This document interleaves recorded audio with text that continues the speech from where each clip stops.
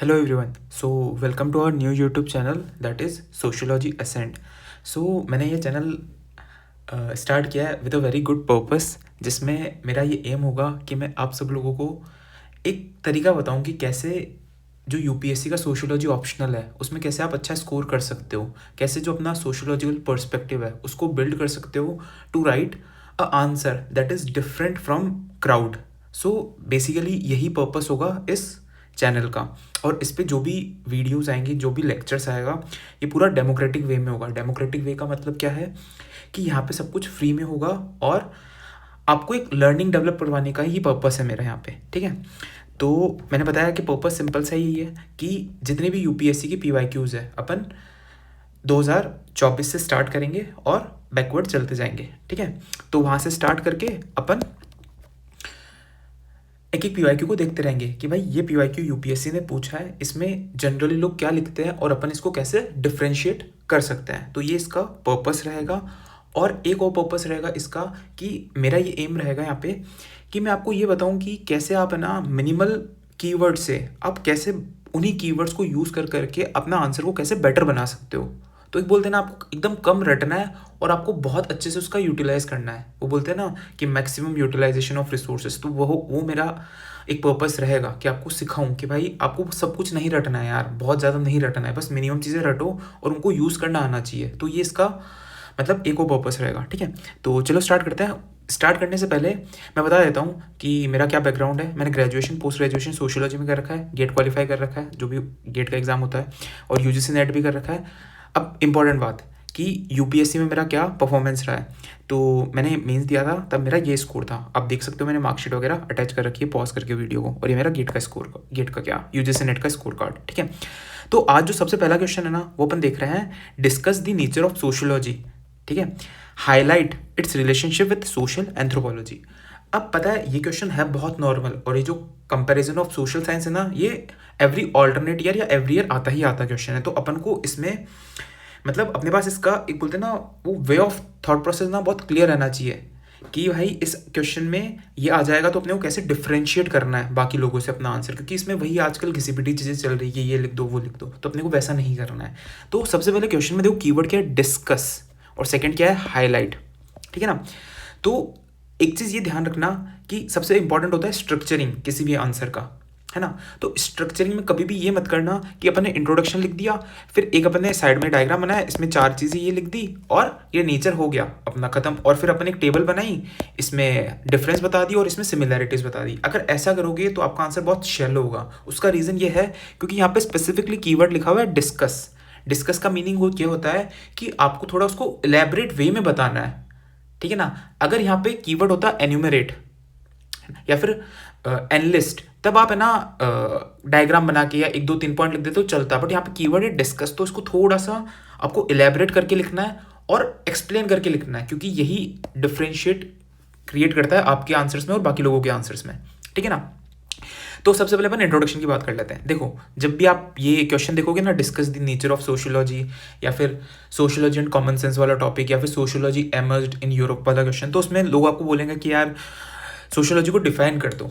सबसे ईजी या मतलब अप्रोचेबल यही तरीका है, पर ऐसा नहीं है यार. अगर एक बात बताऊं मुझे, मैं ये डेफिनेशन रट के चले जाऊं कि sociology is the scientific study of human life, social groups, whole societies and the human world, है ना.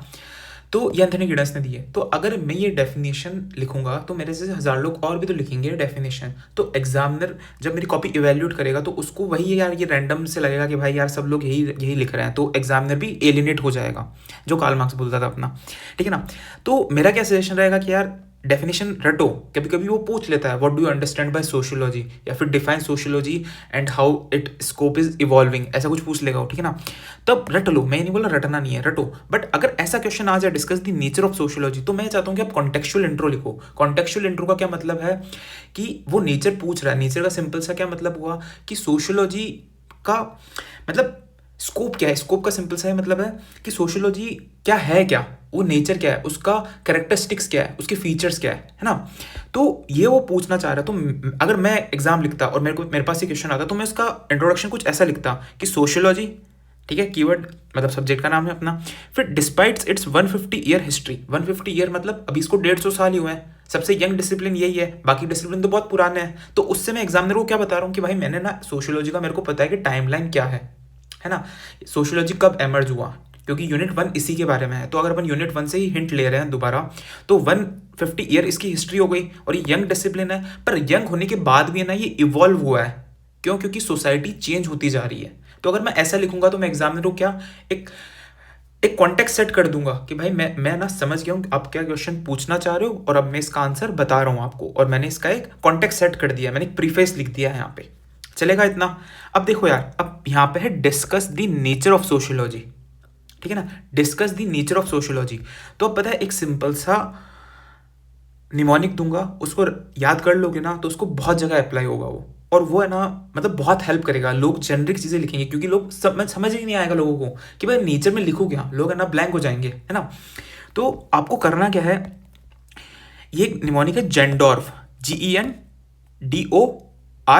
जेंडोर्फ। अब इसका मीनिंग क्या है वो बता देता हूँ, और उसको कैसे यूज़ करना है प्रॉपर्ली वो बता देता हूँ, क्योंकि ये है ना वही चीज़ें जो अपन पढ़ते हैं, बट अपन को क्या आर्टिकुलेट करना नहीं आता है कि आंसर्स को कैसे लिखें। और अगर अपन ये सीख गए ना तो अपना आंसर बहुत जल्दी अपन लिख पाएंगे, जो 7 मिनट का टाइम लिमिट होता है ना वो, और बहुत अच्छा आंसर लिखेंगे। क्यों? क्योंकि अपन ने चीज़ों को समझा है, अपन ने ना एक बोलते हैं ना जुगाड़ बना लिया इस चीज़ का, कैसे करना है अपने को।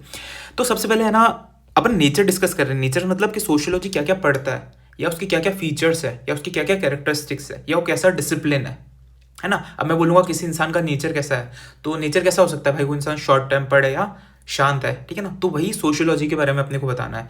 तो एक बात बताओ, सोशियोलॉजी का एमरजेंस अपन ने अभी देखा 150 ईयर्स पहले हुआ है अराउंड, है ना। ऑगस्ट कोट इसका फाउंडिंग फादर था। तो एक बात बताओ, ऑगस्ट कोट क्या बात करेगा, वो बोलता था कि मेरे को सोशियोलॉजी को साइंटिफिक डिसिप्लिन बनाना है ना, साइंटिफिक डिसिप्लिन बनाना है। और वो किसकी बात करेगा कि मेरे को जनरलाइज करनी चीज़ें, मेरे को तो लॉ बनाने हैं, है ना। तो सबसे पहला पॉइंट ही अपना जनरलाइजेशन वाला है। जनरलाइजेशन का क्या मतलब हुआ कि अपने को लॉज बनाने हैं, साइंटिफिक लॉज बनाने हैं टू स्टडी सोसाइटी, जो उसका इवॉल्विंग नेचर है। अब अपन ने आज मतलब अगर आपने एसए का सिलेबस देखा होगा, एक चीज़ बताता हूँ, ठीक है ना। एसए के सिलेबस में 2 कीवर्ड लिख रखे हैं, एक तो एग्जैक्ट एक्सप्रेशन और एक इफेक्टिव एक्सप्रेशन, है ना। तो ये जो एग्जैक्टनेस और इफेक्टिवनेस आती है ना, ये तभी आती है जब अपन चीज़ों को जस्टिफाई कर पा रहे हैं प्रॉपरली। अब जस्टिफिकेशन का क्या मतलब है कि अब मैंने जनरलाइजेशन को लिख दिया और एक्सप्लेन कर दिया, बट यहाँ मेरा काम खत्म नहीं होगा, मेरे को और क्या करना पड़ेगा, मेरे को उसको जस्टिफाई भी करना होगा कि सोशियोलॉजी में कैसे यूज़ हुआ है। मतलब सिंपल सा क्या मतलब, मेरे को यहाँ पे एक एग्जाम्पल डालना होगा टू सब्सटेंशिएट। अब जनरलाइजेशन का एग्जाम्पल है ना, बहुत लोग है ना डरखाइम भर देंगे, ऑगस्ट कोड डाल देंगे, बट जनरलाइजेशन में मैं चाह रहा हूँ कि अपन दूसरा एग्जाम्पल लिखें, क्योंकि वो अपन आगे भी लिख सकते हैं, ठीक है ना। तो अपने को थोड़ा सा डिफरेंट जाना है क्राउड से। तो यहाँ पे अपन क्या लिख सकते हैं, लॉ ऑफ डायलेक्टिक्स लिख सकते हैं। लॉ ऑफ डायलेक्टिक्स कौन बताता है, कार्ल मार्क्स और फ्रेडरिक एंगल्स, ठीक है ना। तो उसको अपन लिख के बता सकते हैं कि कैसे है ना सोसाइटी इवॉल्व होती है थ्रू डायलेक्टिकल रिलेशनशिप, वो अपन आगे देखेंगे। तो ये ध्यान रखना कीवर्ड लॉ ऑफ डायलेक्टिक्स वाला। फिर दूसरा है ई से एम्पिरिसिज्म, ठीक है ना। एम्पिरिसिज्म का क्या मतलब होता है, एम्पिरिसिज्म का ये मतलब होता है कि मैं जो भी चीज़ पढ़ रहा हूँ, ठीक है, या जो भी चीज़ मैं थ्योरी दे रहा हूँ, वो मैं अपने एम्पिरिकल एक्सपीरियंसेस के थ्रू दे रहा हूँ, ये होता है एम्पिरिसिज्म। अब सोशियोलॉजी में ये कौन फॉलो करेगा, वही लोग जो एथनोग्राफी करेंगे। एथनोग्राफी में जाके क्या करेंगे, वो स्टडी करेंगे, ठीक है, स्टडी करेंगे और बताएंगे कि यार हमने इस सोसाइटी में ऐसा ऐसा स्टडी किया और हमको ये पता चला, हमारा एक एम्पिरिकल आउटकम है ये। तो इसमें ना बहुत सारी एम्पिरिकल स्टडीज़ है। मैं एक सजेशन दूंगा, एक है ना A4 साइज शीट लो, उसमें 10-15 है ना ये स्टडीज़ लिख लो, क्योंकि बहुत जगह काम आएगी। जैसे मैं कुछ एग्जांपल्स बता देता हूँ। जैसे अपना ना मार्गरेट मीड थी, ठीक है ना, उसने स्टडी की थी सामोआ में जाके, तो वहाँ पे उसने जेंडर रोल्स बताए थे कि रिवर्स्ड है, ठीक है। एक तो ये हो गई। एक ना क्लिफोर्ड गेट्स था, ठीक है, ये एक सिंबॉलिक एंथ्रोपोलॉजिस्ट था, ठीक है ना। वैसे इतना इंपॉर्टेंट नहीं है पर फिर भी सुन लो, सिंबॉलिक एंथ्रोपोलॉजिस्ट था। इसने क्या किया था, ये जो बाली में जाके ना इसने वहाँ की कॉकफाइट स्टडी की थी, बालिनीज कॉकफाइट। कॉकफाइट का सिंपल से क्या मतलब है, वहाँ पे लोग है ना जो मुर्गे होते हैं ना उनको लड़ाते हैं। अब मुर्गी को ऐसे ही नहीं लड़ाते हैं, उनका पर्पस क्या होता है कि भाई जिसका मुर्गा पावरफुल होगा वो जीत जाएगा। तो ये एक है ना वे है टू असर्ट डोमिनेंस, कि भाई कौन कितना पावरफुल है और किसका क्या सोशल स्टेटस होगा। तो ये सारी चीज़ें है ना अपन लिख सकते हैं एम्पिरिसिज्म में। अब अपना एम एन श्रीनिवास का भी लिख सकते हैं कि कैसे उसने संस्कृताइजेशन का थ्योरी दिया था आफ्टर स्टडिंग कुर्ग, तो वो भी लिख सकते हो आप, ठीक है। यहाँ हो गया। फिर है वैल्यू न्यूट्रलिटी। सोशियोलॉजिस्ट, कुछ कुछ सोशियोलॉजिस्ट ऐसे हैं जो ना वैल्यू न्यूट्रलिटी की बात करते हैं कि हम अपनी वैल्यूज़ को बिल्कुल भी इन्फ्लुएंस नहीं होने देंगे। तो इसमें आप क्या लिख सकते हो कि जैसे ना इमाइल डर्कहाइम था, वो मल्टीवेरिएट एनालिसिस यूज़ करता है। मल्टीवेरिएट एनालिसिस का क्या मतलब हुआ, सपोज करो अपनी सुसाइड की थ्योरी है, ठीक है, सुसाइड अपना, तो सुसाइड डर्कहाइम बोलता है कि मैं एक मोनोकॉजल चीज़ नहीं बताऊंगा, मैं ना बहुत सारे ना वेरिएबल्स का देखूंगा क्या इम्पैक्ट है उस पर, जैसे कि ना सेक्स, कास्ट, कास्ट तो नहीं देखता है वो, फिर भी देख लो, सेक्स, कास्ट, क्लास, मतलब जितनी भी चीज़ें ना उन सबका उस पर क्या इम्पैक्ट पड़ रहा है। तो उसका अगर अपन एनालाइज करेंगे अलग अलग चीज़ों का वेरिएबल्स का impact on a single variable, तो उससे क्या होगा कि जो भी अपने प्री कॉन्सेप्ट नोशंस है वो हट जाएंगे, है ना। तो ये होता है मल्टीवेरिएट एनालिसिस, और इससे क्या होगा, अपन अपनी जो वैल्यूज़ है उनको नेगेट कर सकते हैं, ठीक है। फिर है वैलिडिटी। अब रुको, अपन कहाँ तक पहुंच गए, अपन ने GEN देख लिया। अब डिडक्टिविज्म, पहले डिडक्टिविज्म देख लेते हैं। डिडक्टिविज्म का क्या मतलब होता है, ठीक है। डिडक्टिविज्म का सिंपल सा ये मतलब होता है कि मैं जनरल से पर्टिकुलर की तरफ जाऊंगा, जनरल टू पर्टिकुलर। इसका क्या मतलब हुआ कि यार पहले ना मैं अपनी आर्म चेयर पर बैठूंगा, ठीक है, और मैं एक लॉ दे दूंगा या मैं एक बात बोल दूंगा, फिर मैं जाके उसको फील्ड में स्टडी करूंगा, ठीक है ना। फॉर एग्जाम्पल ऑगस्ट कोट था, ऑगस्ट कोट ने ना लॉ ऑफ 3 स्टेजेस दिया था कि सोसाइटी इन स्टेजेस से इवॉल्व होती है। तो उसने पहले स्टेजेस दे दिए, पर फिर वो सोचेगा कि यार मैं जाके चेक कर लेता हूँ, तो ये क्या हुआ, अपना डिडक्टिव अप्रोच हो गई, ठीक है। तो ये ऑगस्ट कोट यहाँ पे आ गया। स्पेंसर भी देता है साइंटिफिक थ्योरी वगैरह, वो भी देख सकते हो, ठीक है ना। फिर इंडक्टिविज्म, इंडक्टिविज्म इसका उल्टा। इसमें क्या करेंगे, अपन पर्टिकुलर जगह को जाके पढ़ेंगे, फिर अपन थ्योरी देंगे, ठीक है, पर्टिकुलर टू जनरल, PG, ठीक है, और वो है GP, ऐसे याद रख लेना। तो अब इंडक्टिविज्म पे कौन बात करेगा, इंडक्टिविज्म पे अपने बात करेंगे स्कॉलर्स जिन्होंने एथनोग्राफी की थी। मैं बता रहा हूँ ना, ये चीज़ें लिख लोगे ना तो यही चीज़ें रिपीट होती जाएगी और बहुत अच्छा कंटेंट बिल्डअप होता जाएगा, ठीक है। तो इंडक्टिविज्म पे कौन स्टडी करेगा, जो अपने एथनोग्राफर्स है ना, उनके बारे में लिख सकते हो कैसे वो थ्योरीज देते हैं, ठीक है। तो अपना D वाला कंपोनेंट भी हो गया। फिर ऑब्जेक्टिविटी, ऑब्जेक्टिविटी का सिंपल सा क्या मतलब होता है कि अपन कैसे फैक्ट्स को यूज़ करके रियलिटी को स्टडी करते हैं। तो इसमें अपन जितने भी क्वांटिटेटिव मेथड्स होते हैं ना, सर्वे हो गया, क्वेश्चनर हो गया, इन सबको यहाँ पे नोट कर सकते हो। जैसे नेशनल फैमिली हेल्थ सर्वे भी सोशियोलॉजिस्ट यूज़ करते हैं to study the social reality, तो उसको यहाँ पे कोट कर सकते हो। फिर है रिलायबिलिटी। अब देखो, रिलायबिलिटी का सिंपल सा क्या मतलब होता है कि कंसिस्टेंसी कैसे आ रही है, आपका जो डेटा है वो कंसिस्टेंट है या नहीं है। तो इसमें लॉन्गिट्यूडनल स्टडीज भी लिख सकते हो, या जो अपन ने लॉज देखे वो भी लिख सकते हो, ठीक है ना। तो ये रिलायबिलिटी हो गया। फिर है वैलिडिटी। वैलिडिटी का मतलब ये होता है कि आपकी जो रिसर्च है या जो आपके रिसर्च ऑब्जेक्टिव्स है, उनसे आपका जो रिसर्च है वो कितना एक्यूरेट है, मतलब उसमें एक्यूरेसी कितनी है। तो वो कैसे पता चलेगा कि आपकी जो स्टडी है वो ट्रू रियलिटी को रिफ्लेक्ट कर रही है नहीं कर रही है, तो दैट इज वैलिडिटी। तो वैलिडिटी भी अपन कैसे चेक कर सकते हैं, एथनोग्राफी के थ्रू ही चेक कर सकते हैं, है ना। तो इसमें भी एथनोग्राफी वाले एग्जांपल्स अपन ऐड कर सकते हैं। तो एक बात बताओ, अपन ने फ्रेमवर्क याद किया, GENDORB, ये 7 वर्ड्स अपन ने याद कर लिए, 7 वर्ड्स अपन ने याद कर लिए, तो अपने 7 पॉइंट बन गए हैं, ठीक है ना। नहीं तो अपन कंफ्यूज रहते हैं कि भाई नेचर में क्या लिखे हैं यार, नेचर में अपन ब्लैंक हो जाते हैं, अपने को समझ में नहीं आ रहा, है ना। तो ये अपन ने देख लिया, नेचर देख लिया अपन ने, और इसके एग्जांपल्स भी देख लिए। तो अब मैं क्या सजेस्ट करूंगा कि अपन ने इंट्रोडक्शन लिख दिया कॉन्टेक्चुअल, फिर इसमें से 4 या 5 पॉइंट लिख दो जो जो अपने को याद आ रहा है वहाँ पे, या जो जिस जिसके एग्जाम्पल अपन सोच पा रहे हैं, रिलेट कर पा रहे हैं, इतना लिख दिया अपन ने। तो अपना सपोज करो 2 शीट है, ठीक है ना, तो अपना ये पेज भर गया है पूरा। तो फर्स्ट पार्ट भी अपना एड्रेस हो गया है। अब एक सजेशन देता हूँ, इसको है ना पॉइंट वाइज फॉर्म में मत लिखना। पॉइंट वाइज मतलब ऐसे बना के मत लिखना जैसे मैंने लिखा है, ये तो मैं आपको समझा रहा हूँ, फ्रेमवर्क दिया इसलिए मैंने लिखा है, बट आप इसको ना थोड़ा सा एलेबरेटिव फॉर्म में लिखना। वाई, क्योंकि यहाँ पर डिस्कस बोल रखा है, तो इन कीवर्ड्स का थोड़ा सा ध्यान रखो, तो बहुत हेल्प होगी आगे जाके, ठीक है। तो अपना फर्स्ट पार्ट एड्रेस हो चुका है इसका। अब second part, highlight it's relationship with social anthropology. अब इसमें तरीका वही है, देखो रिलेशनशिप 2 तरीके के होते हैं। एक तो कहाँ कहाँ पे वो डिफरेंसेस है दोनों के बीच में, ठीक है, और कहाँ कहाँ पे वो सिमिलर है। ये 2 चीज़ें होती है। डिफरेंसेस लिखने का सबसे बेस्ट वे है टेबल बनाना, ठीक है। तो अब टेबल बनानी है ना, तो टेबल बनाने से पहले अपने को ब्रेनस्टॉर्म कर लेना है कि अपन क्या क्या पॉइंट लिखेंगे। तो सबसे पहले अपन वही सेकंड पार्ट है, highlights it's relationship with social anthropology. तो इसमें भी देखो वही जो अपन ऊपर फ्रेमवर्क देखा ना जेंडोर वाला, वो वाला यहाँ पे अप्लाई करो। अब सपोज करो अपन सोशियोलॉजी और सोशल एंथ्रोपोलॉजी की बात कर रहे हैं, तो जी से जनरलाइजेशन, जनरलाइजेशन अपन सोशियोलॉजी में तो करते हैं, बट क्या सोशल एंथ्रोपोलॉजिस्ट जनरलाइजेशन करेंगे? करेंगे, सोचो करेंगे या नहीं करेंगे? वो नहीं करेंगे। क्यों? क्योंकि वो माइक्रो स्टडी करते हैं, वो ज़्यादा फील्ड वर्क पे रिलाई करते हैं। एक डिफरेंस आ गया। अब इसको लिखना कैसे? जनरलाइजेशन लिखा, यहाँ से एक एग्जाम्पल उठाया, यहाँ डाला, या फिर यहाँ से उठाया एक एग्जाम्पल यहाँ डाला। अब सोशल एंथ्रोपोलॉजी में किसी भी एंथ्रोपोलॉजिस्ट का नाम डाल दो, ठीक है ना। रेडक्लिफ ब्राउन का नाम डाल दो कि उसने फील्ड स्टडी किया था वहाँ पे जाके, ट्रॉबी आइलैंडर्स पे जाके, या मेलिनोस्की का डाल दो, ठीक है ना। ये हो गया। फिर देखो, फिर है नेक्स्ट एम्पिरिसिज्म। अब देखो एक बात हो, एम्पिरिसिज्म का क्या मतलब है कि मैं कैसे एक्सपीरियंस करके ही बता रहा हूँ। तो एम्पिरिसिज्म में अपन एथनोग्राफी करते हैं, तो एथनोग्राफी तो सोशियोलॉजी और सोशल एंथ्रोपोलॉजी वाले दोनों करते हैं, तो इसको अपन कहाँ लिखेंगे, इसको अपन सिमिलैरिटीज में लिख देंगे। मतलब ये फ्रेमवर्क्स आपको डिफरेंसेस में भी हेल्प करेगा और सिमिलैरिटीज में भी हेल्प करेगा, समझ रहे हो। अब सिमिलरली है वैल्यू न्यूट्रलिटी। वैल्यू न्यूट्रलिटी का क्या मतलब होता है कि आपके जो इमोशंस होते हैं वो आपकी स्टडी को अफेक्ट कर रहे हैं या नहीं कर रहे हैं, इसको अपन रिफ्लेक्सिविटी कहता है, ठीक है।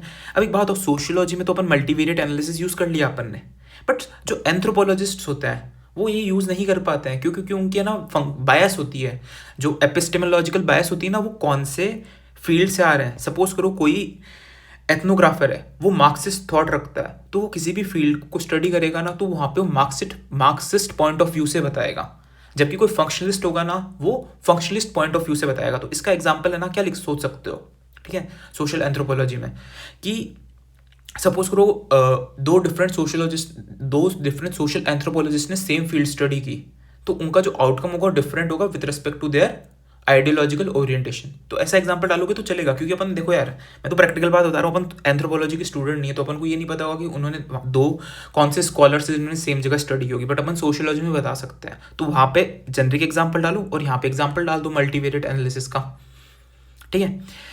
तो अपन न्यूट्रलिटी देख ली। अब देखो वैलिडिटी है ना, दोनों में होगी, तो ये कहाँ बन जाएगा, ये सिमिलैरिटीज का पार्ट बन जाएगा। फिर सोचो रिलायबिलिटी मतलब एंथ्रोपोलॉजिस्ट कभी भी है ना रिलायबिलिटी की तो बात ही नहीं करेंगे कि हमारा डेटा कंसिस्टेंट आना चाहिए, वो तो है ना डाइवर्सिटीज सर्च कर देंगे भाई कैसा क्या कल्चर कौन सा अलग है, तो रिलायबिलिटी वहाँ नहीं होगी, अपने सोशियोलॉजी में होगी। फिर इसका एग्जाम्पल डाल दो यहाँ से यहाँ उठा के, ठीक है, और यहाँ पे लिख देना कि यहाँ पे रिलायबिलिटी नहीं है, चलेगा। फिर ऑब्जेक्टिविटी सोशियोलॉजी में होगी, यहाँ नहीं होगी ऑब्जेक्टिविटी, क्यों, क्योंकि ये तो बायस्ड होता है यार, इनको तो डिफरेंट कल्चर्स को स्टडी करना होता है अकॉर्डिंग टू देयर आइडियोलॉजीज, ठीक है, आइडियोलॉजिकल ओरिएंटेशन। तो समझ रहे हो, मतलब इसको यहाँ पे अप्लाई करोगे ना तो अपने आंसर्स बन जाएंगे, आंसर बन जाएगा, लिख लेंगे अपन आंसर। अब वो कैसे लिखेंगे, देखो अपन ने डिफाइन कर दिया 3-4 लाइन में, 2-3 लाइन में ये आ गया, फर्स्ट पेज पे ये आ गया, फिर एक टेबल बनाई अपन ने, उसमें 3 पॉइंट इधर लिखे, 3 पॉइंट इधर लिखे, तो सपोज करो अपना 1.5 पेज फुल हो गया। फिर थोड़ी सी स्पेस बची, उसमें अपन ने सिमिलैरिटीज भी लिख दी, 2 पॉइंट्स और लिख दिए, तो अपना पेज ऑलमोस्ट फुल है, ठीक है।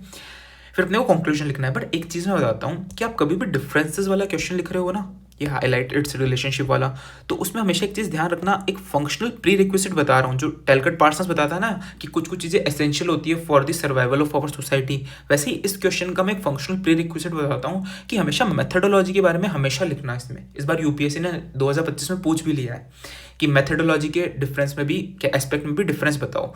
तो हमेशा ये चीज़ सोचना कि मेथड में ना सोशियोलॉजी होगा तो क्वांटिटेटिव और क्वालिटेटिव दोनों यूज़ करता है, बट एंथ्रोपोलॉजी हमेशा क्वालिटेटिव यूज़ करता है, ठीक है, क्वालिटेटिव यूज़ करता है। अब स्केल की बात करते हैं तो सोशियोलॉजी मैक्रो और माइक्रो दोनों स्टडी करेगा, या मेजरली मैक्रो करेगा, but anthropology generally micro study करता है।